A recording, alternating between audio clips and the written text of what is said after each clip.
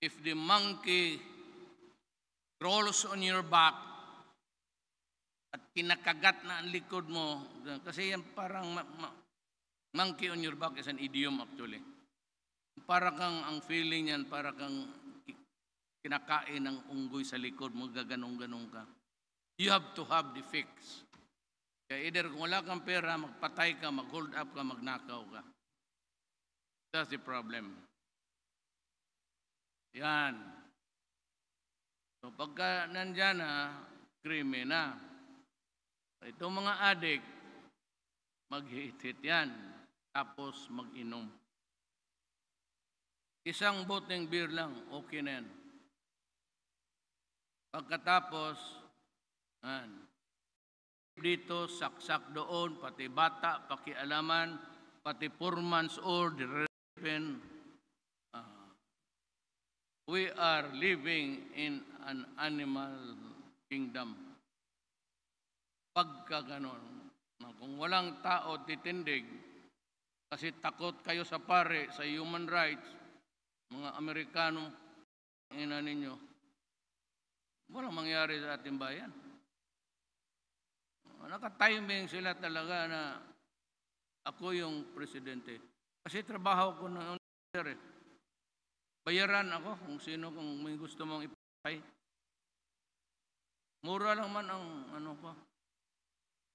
Pagka babae ang nag-utos sa akin, halik lang, pati yakap. Kung sa laki, pera yan. Bebe, yung isyo, napapaiyak ako sa inyong dalawa.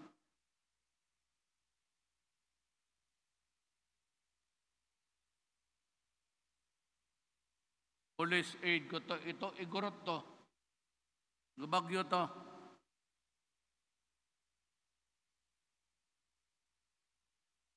Police captain yan, si police aid ko yan. Gurot, taga Baguio.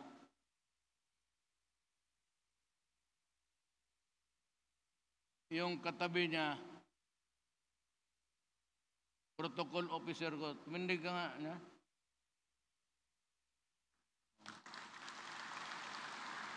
Russian yan. Russian spy. Longga yan. Puro may asawa yan, no? Tingnan, ang asawa niya ni Kapitan Pulis. Niyon, ang asawa noon, ano? Sa Bacolod.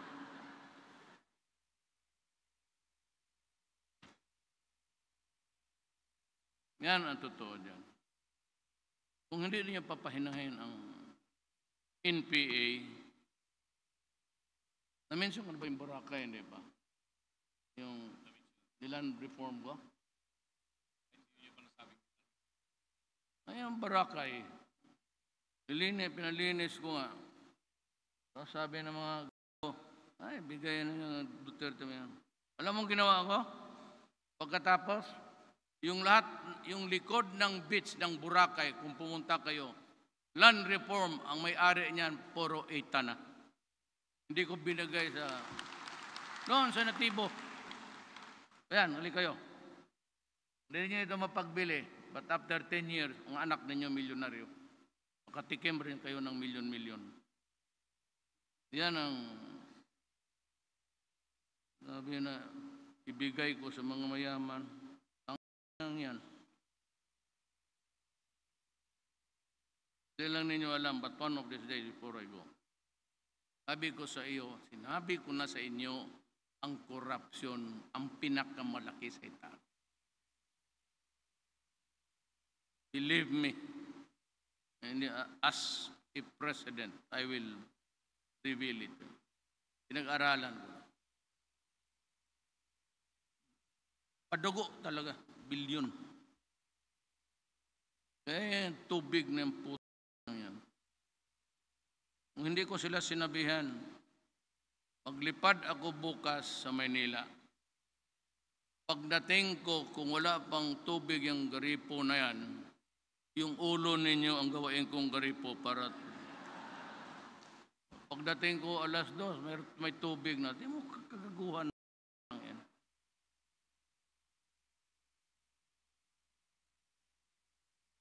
Pinupundo yung tubig kasi gusto price increase. Hinihintay nila.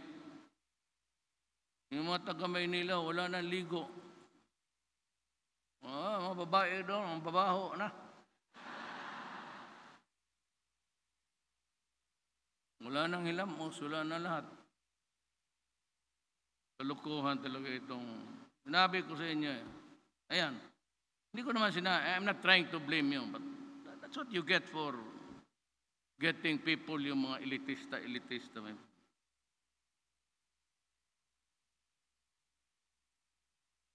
Corruption. Kayo rin. Kasi kayo kung maghingi ng taga-gobyerno, nakakumpleto ka na ng bayad, tapos ang resibo na lang, sabihin pa sa'yo, ang resibo mo, ano lang, yung extra amin. Bakit ka papayag ng ganun? Sabihin mo, magbayad ako ng tama, na ilagay mo yung tamang. At pag hiningian ka, sabihin mo, hoy, ina ka. Sabi ni Duterte, pag nagbayad ako ng tamang amount at lahat in order, hindi raw ako magbayad ni 5 sentimos sa iyo. Kaya ngayon, yung bridge dyan na, dito banda yun eh, yung pinatanggal ko na DNR, o ano ba yun, sa DPWH. Yung magdaan dito, no, iba-isiya ba yun na may kukubrahin? Alam mo yung mga yan, may naiwan pa man yung NPA. Yung mga NPA, kung gusto talaga ninyo magpatay, huwag yung sundalo ko. Yung lahat ng sundalo ko, galing yung seminaryo. Nirecruit ko yung mga bagong sundalo ko, seminaryo. Yung hindi tinanggap na pagkapare, tinanggap ko sa... Na yung mga kurakot dyan na nagti-checkpoint, yan ang kain ninyo. Yan ang order ko. Huwag yung taong inosente na sige lang kayo hingi ng taxation na yan.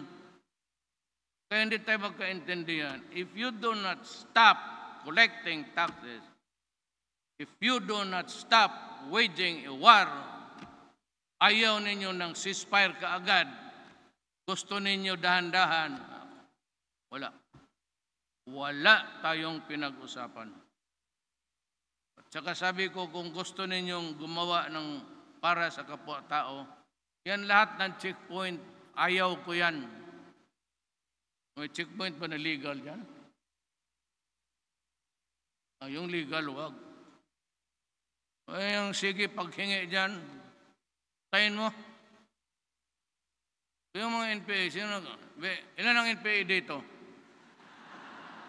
Karami ninyo dito sa Cagayan. Kayo dyan. Umasa na lang, basta umasa. Good boy lahat. Huwag kayong bumigay because you are not assertive. Pag hiningian kayo, sabihin mo, hindi ako magbigay, putang ina mo. Gusto mo, sampalin kita? At sampalin mo, magkagulo.